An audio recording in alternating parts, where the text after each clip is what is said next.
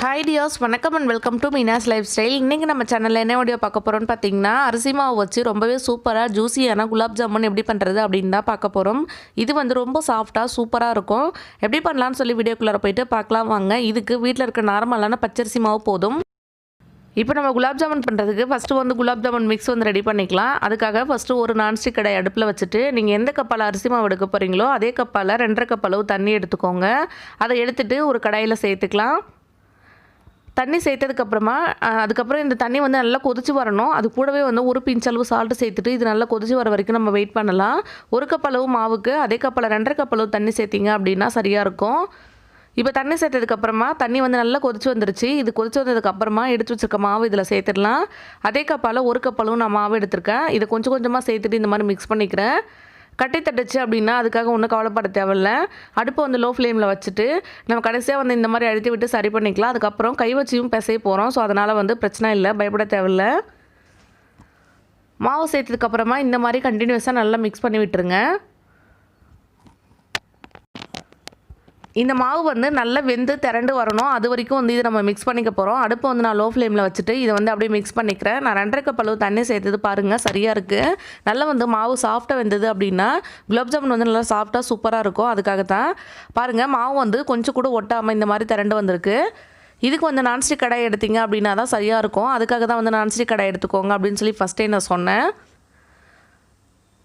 அவ்வளோதான். இதை வந்து இந்த மாதிரி நான் மிக்ஸ் பண்ணி எடுத்துக்கிறேன். நல்லா சாஃப்டாக வெந்துருச்சு. இது வேறு ஒரு பிளேட்டுக்கு மாற்றிட்டு எடுத்து வைக்க போகிறோம். கொஞ்சம் கூட வந்து கடையில் ஒட்டக்கூடாது. அது எடுத்து வச்சதுக்கப்புறமா நம்ம சக்கரை பாகு ரெடி பண்ண ஸ்டார்ட் பண்ணிடலாம். இப்போ நம்ம 1 கப் அளவு மாவு எடுத்தோம் இல்லையா, அதுக்கு வந்து 1.5 கப் அளவு நான் சக்கரை எடுத்துக்கிறேன். 2 கப் அளவு எடுத்தீங்க அப்படின்னாலும் உங்களுக்கு சரியாக இருக்கும். நான் 1.5 கப் அளவு எடுத்துகிட்டு இனிப்பு அதிகமாக வேணும்னா நீங்கள் 2 கப் எடுத்துக்கலாம். சேர்த்ததுக்கப்புறமா நீங்கள் 1.5 கப் வந்து நான் சக்கரை சேர்த்ததுக்கப்புறமா இதில் 2 கப் அளவு தண்ணி சேர்த்துட்டு இதை வந்து நல்லா மெல்ட் பண்ணிக்க போகிறேன். சக்கரை நல்லா மெல்ட் ஆனதுக்கப்புறமா இது வந்து நல்லா கொதிச்சு வரட்டும். இதுக்கு வந்து கம்பி பதம் எதுவுமே இல்லை. எப்போவுமே வந்து நம்ம குலாப் ஜாமுன் செய்கிறதுக்கு வந்து ரெடி பண்ணுவோம் இல்லையா சக்கரை பாகு, அந்த மாதிரி தான். கூட வந்து ஒரு 2 ஏலக்காய் சேர்த்துக்கோங்க. சக்கரை பாகு கை வச்சிங்க அப்படின்னா பிசு பிசுன்னு ஒட்டணும். அவ்வளோதான் பதம். அது மட்டும் வந்ததுக்கப்புறமா அடுப்பை வந்து நீங்கள் ஆஃப் பண்ணிடலாம். இப்போ இது ஒரு சைடு வந்து ரெடி ஆகிட்டே இருக்கட்டும். மாவு வந்து நல்லா ஆறிட்டுருக்கு. மாவு வந்து அடுத்த நம்ம ரெடி பண்ணி எடுத்துகிட்டு வந்துடலாம். இப்போ சக்கரை பாகு கொதிச்சிட்ருக்கு. இந்த கேப்பில் நான் மாவு வந்து ரெடி பண்ணிக்க போகிறேன். ஒரு நெய் தடவின பிளேட்டில் வந்து இந்த மாவு எடுத்து வச்சுட்டிங்க அப்படின்னா கீழே வந்து நல்லா ஒட்டாது. பாருங்கள், இந்த மாதிரி இருக்கும். அடுத்ததாக கையோட அடி சைடு வச்சுட்டு இந்த மாதிரி வந்து நல்லா அழுத்தம் கொடுத்து நல்லா சாஃப்டாக பிசைஞ்சு எடுத்துக்கோங்க. நல்லா பிசைஞ்சு எடுத்துட்டிங்க அப்படின்னா ரொம்ப ரொம்ப சாஃப்டாக சூப்பராக இருக்கும். நீங்கள் எந்தளவு சாஃப்டாக பிசைறீங்களோ அந்தளவுக்கு வந்து குலாப் ஜாமுன் ரொம்ப சூப்பராக வரும். இந்த ஸ்டேஜில் உங்களுக்கு தேவைப்பட்டது அப்படின்னா ஒரு ஸ்பூன் அளவுக்கு நீங்கள் வந்து பால் பவுடர் சேர்த்துக்கலாம். இன்னுமே வந்து ஃப்ளேவர் சூப்பராக இருக்கும்.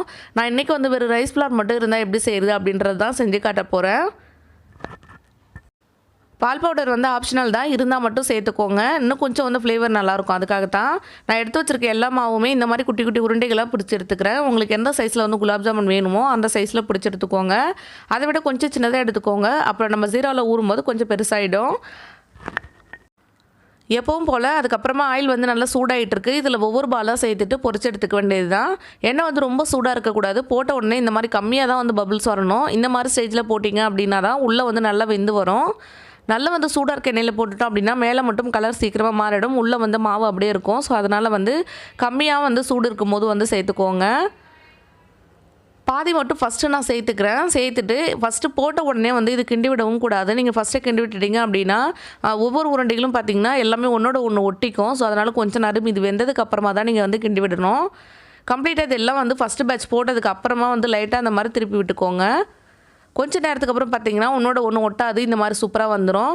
இப்போ வந்து நீங்கள் கண்டினியூஸாக ரொட்டேட் பண்ணி விட்டுட்டே இருங்க. அப்போனா தான் எல்லா சைடும் ஒரே மாதிரி ஈவனாக வெந்து வரும். நம்மளுக்கு கலர் வந்து ஒரே மாதிரி கிடைக்கும். பாருங்கள், இந்த மாதிரி வந்து நான் கண்டினியூஸாக கிண்டி விட்டுக்கிறேன். அவ்வளோதான். இது வந்து நல்லா வந்து கலர் மாதிரி சூப்பராக வந்து வெந்து வந்துருச்சு. பார்க்குறதுக்கு குலாப் ஜாமுன் மாதிரி இருக்குல்ல. இப்போ அடுத்ததாக இந்த பால்ஸ் எல்லாம் எடுத்துகிட்டு நம்ம சக்கரை பாகில் சேர்த்துக்கலாம். சக்கரை பாகு வந்து சூடாக இருக்க மாதிரி பார்த்துக்கோங்க. சூடாக இல்லை அப்படின்னா ஒரு தடவை வந்து சூடு பண்ணிக்கோங்க. சூடாக இருக்க சக்கரை பாகில் டேரெக்டாக எடுத்துகிட்டு இதை அப்படியே சேர்த்துக்கலாம். சேர்த்துட்டு இது ஒரு 1 ஹவர் கிட்ட நீங்கள் ஊற வச்சுட்டிங்க அப்படின்னா சூப்பராக வந்து ரெடி ஆகிடுங்க. பாருங்கள், எடுத்துகிட்டு டேரெக்டாக நான் வந்து அதிலே தான் சேர்க்குறேன். சேர்த்ததுக்கப்புறமா ஒரு ½ அன் ஹவர்லேருந்து 1 ஹவர் வந்து அப்படியே ஊற விட்டுருங்க. அதுக்கப்புறமா சூப்பரான ஜூஸியான குலாப் ஜாமுன் வந்து நம்மளுக்கு ரெடி ஆகிடும். கண்டிப்பாக நீங்களே ட்ரை பண்ணி பாருங்கள். டேஸ்ட் வந்து ரொம்ப சூப்பராக இருக்கும். ரொம்ப சிம்பிளாக வந்து செஞ்சிடலாம். அந்த தீபாவளிக்கு நீங்களும் ட்ரை பண்ணி பார்த்துட்டு எப்படி வந்ததுன்னு சொல்லி மறக்காமல் கமெண்ட் பண்ணுங்கள். தேங்க்யூ.